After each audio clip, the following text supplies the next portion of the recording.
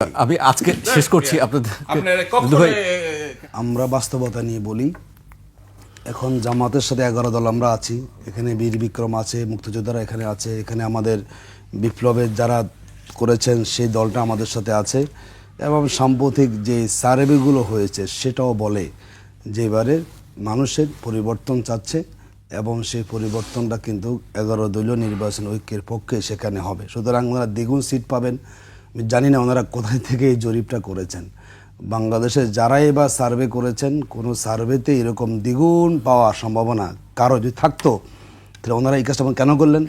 ওনারা এলডিপিকে ভাঙলেন, এনপিপিকে ভাঙলেন, এনডিএমকে ভাঙলেন, সব দলকে ভাঙে কেন ঢুকালেন বিএনপিতে বলেন তো?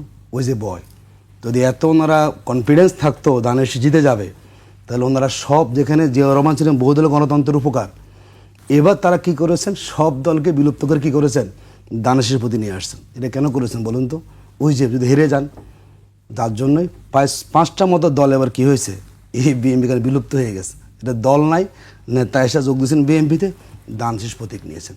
তো যদি বাস্তবতা, এটাই বাস্তবতা, বাকি যা বলা হয় এটা মানুষকে বলা হয় যে আমরা তো আসলে আছি, আমাদেরকে তো ভয়, আমরা তো মোটামুটি সাহসী আছি। আমরা এটা অনেকটা গভীর অন্ধকারে জিজি পোকাকে ভয় পেয়ে আমি খুব বীরুত্তম সাহসী বলা যায়।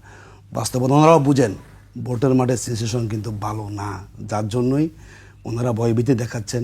ভোট কেন্দ্রে আসবেন না, মহিলারা আসবেন না, বোরকা পরানোর জন্য এটি বাস্তবতা হয়ে থাকে।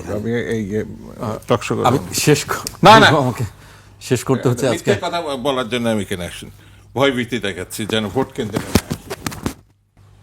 আপনি আপনারটা বলুন, আমি তো সব জিনিস একটা সীমা থাকে। সন্ত্রাস হচ্ছে না দিদু ভাই? আমি আজকে শেষ করছি আপনাদের।